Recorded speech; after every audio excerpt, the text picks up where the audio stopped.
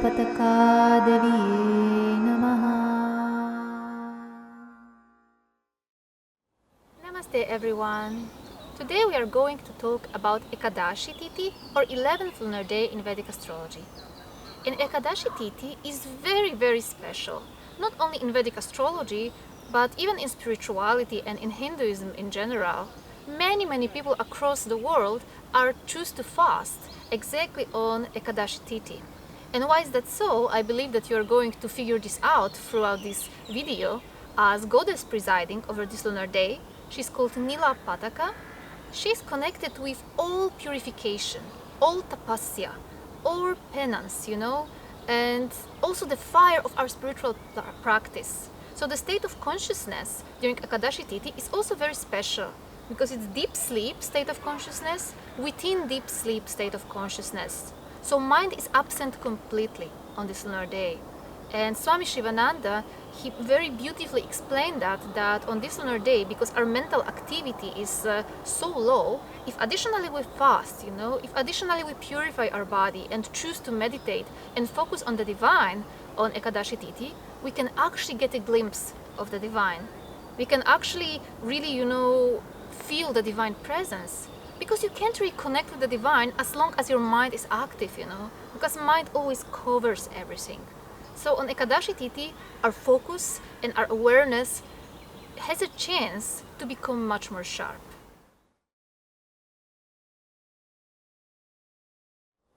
So one of the main qualities of Ekadashi Tithi and Ekadashi natives is inner strength.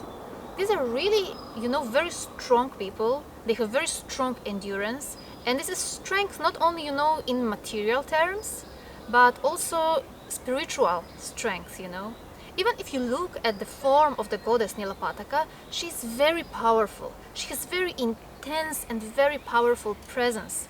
And similarly, people born on Ekadashi Tithi, they have this, inner power and inner confidence. If you look at the Yantra of Ekadashi Tithi, you actually will notice that the Yantra of Ekadashi Tithi, Saptami, Chaturthi and Chaturdashi also looks very similar, almost the same. And there's one very special shape in this Yantra. This is Ashtakona or 8-angled figure. And these Ashtakona are basically speaking two squares intersected, which are forming this 8-angled figure. And what is the square, Square is a symbol of order in Vedic culture and Vedic philosophy. And due to that, also people born on Ekadashi Tithi, they really love to have, order in their life. They like when everything is very well organized, and they actually like rules very much too, They like when things are simply very well defined, where borders are very well placed. Actually, these are the people who usually don't have problem with putting their borders in the right place too. But sometimes they might go even too much into these rules, and too much into trying to just square everything and put everything into the box and just label everything. So this is something that they really need to kind of take care of a little bit more, because when this is combined with their fiery temperament, they can become a little bit too much like a general, in their own home, in their family or in their workplace. Sharpness of the mind, sharpness of intellect and very sharp focus is a very prominent quality of Ekadashi natives. Usually they really know what they want in life, and they can greatly, focus their intellectual energy and their intellectual effort into something. So for example, these are people who are great researchers. And in fact, they are very often, searching for something in life. Sometimes they don't even know what exactly they are searching, but just searching for something, searching for some sort of higher fulfillment is a very prominent quality of them too, because please remember, it's Ekadashi Tithi, it's 11th lunar day, so it will resemble a little bit the qualities of the 11th house too. So Ekadashi natives also have lots and lots of this inner fire. Whenever they're doing something, they're very passionate about it, very motivated, and very determined to go, straight to the goal. They have this inner fire, of passion. That's why they can be so great scientists. That's why they can be so great researchers, because they dedicate themselves completely to what they are doing. Sometimes, they would even just like to be like Nikola Tesla, just completely alone, not to even have any family or any distraction, so they can 100% focus just on their work. So this is, how focused they can become sometimes. Because again, the element is fire, the planet is Mars, but also the guna is sattva. So sattvic fire is a very focused fire, very determined fire and very motivated fire.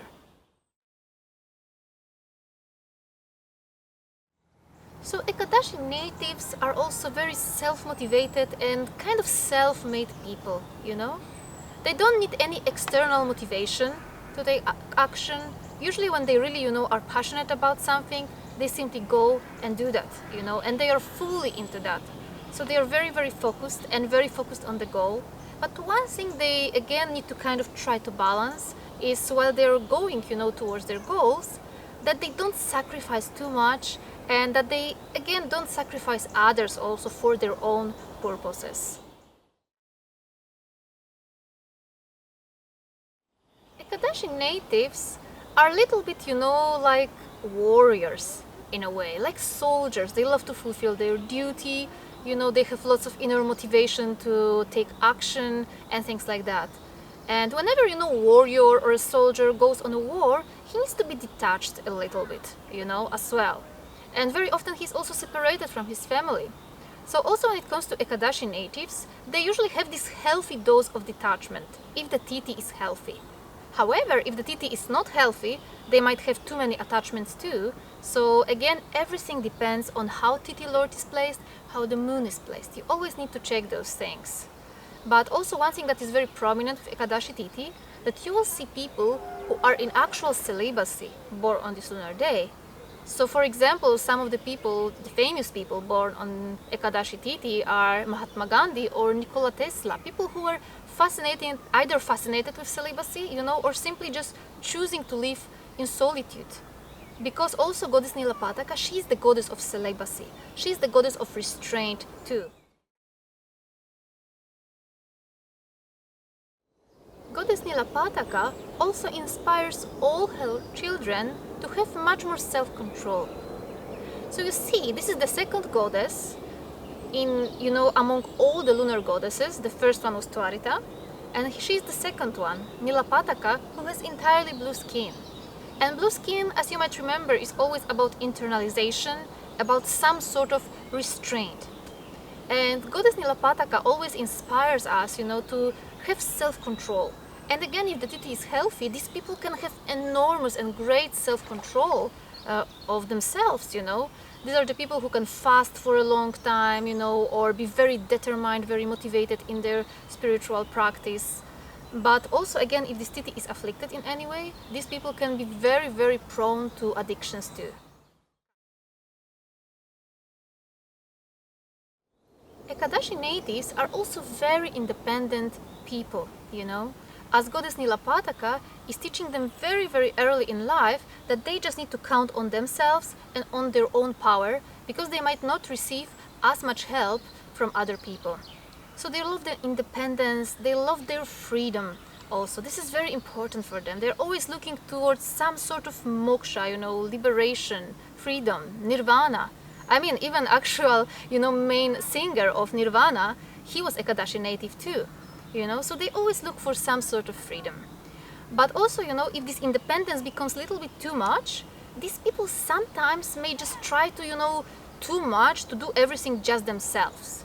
They love doing everything alone, but sometimes they might even, give too much of their own input, Like they might just go around others and just correcting others. Or if they're working in a company, they might be like, going to other co-workers and taking their job and doing it instead of them, because they simply think that they can do it better. So they are also a little bit of perfectionists, and they need to really, try to a little bit avoid that. And they need to realize that they don't always need to do everything by themselves, and it's sometimes okay for somebody else to do some part of their work, because otherwise they will keep, getting too much of workload on themselves, and they will simply become very easily stressed.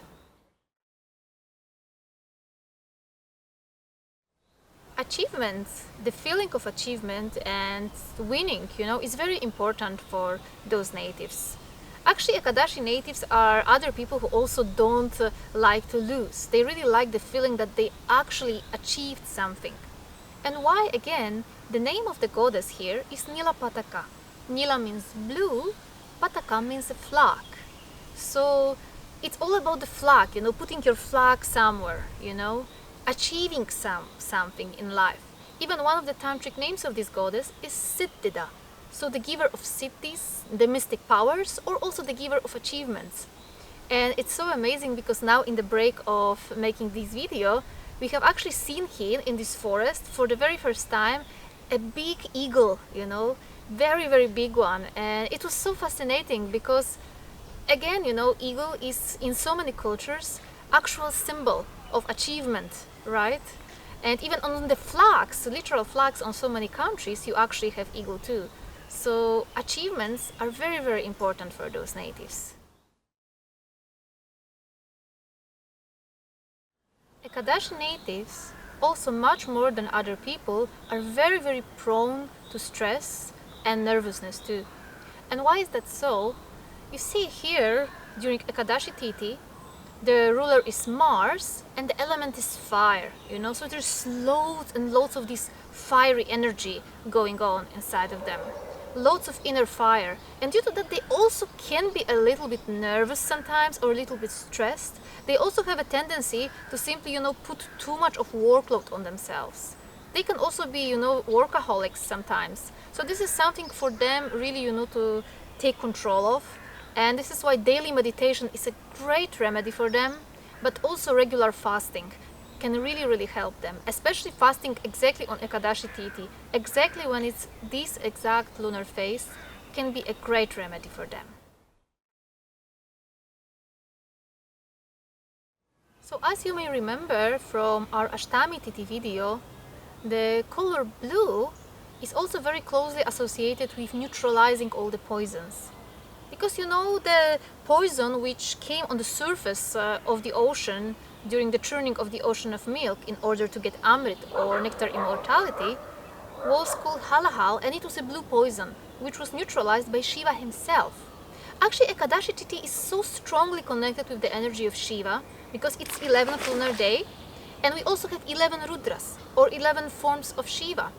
So also, natives or this lunar day, very often their life may become very much about actually neutralizing some poisons. Sometimes either they need to overcome some addictions, some toxic relationships, or even their own poisonous thoughts, It's kind of so symbolic because, again, the Ekadashi Tithi kind of resembles the energy of the 11th house in Vedic astrology.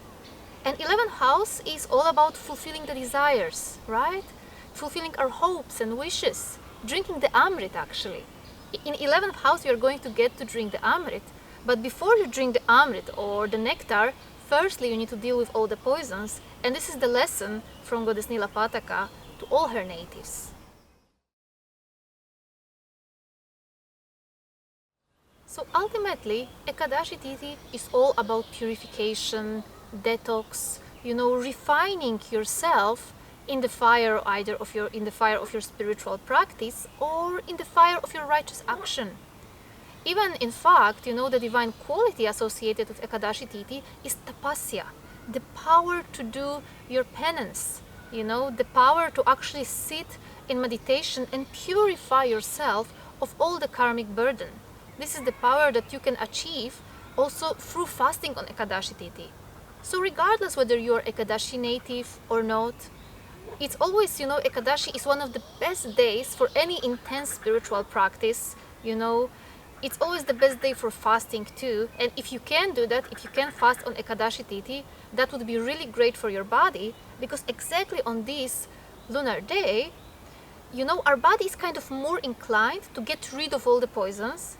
But be careful, because also on this exact day, the body is much more prone to actually be harmed by poisons. So on Ekadashi Tithi, or 11th lunar day, you might always like to make sure that you don't eat any spoiled food that was, waiting for too long in your fridge, because this is on this exact day, you might really get affected by that. In fact, Ekadashi natives sometimes have some also digestive system disorders, exactly due to the energy of Mars and element fire being so powerful here. So that was my short video on Ekadashi Tithi, or 11th lunar day in Vedic astrology. And obviously there is so much more to learn about it. And if you would like to learn more about this Tithi or any lunar phase in Vedic astrology, you can purchase my ebook, Journey with the Moon, which is like 330 pages just about the Tithis, just about the sacred lunar phases and their goddesses. You can also join me on my Patreon community, where we are learning on bi-monthly webinars much more about the Tithis and also all other fascinating topics in Vedic astrology. Or if you are specifically interested in learning more about Tithis, very soon I am going to have 4-week-long intense course just on the lunar phases with cosmic insights. You have all the links below. Thank you so much for your attention. Namaste.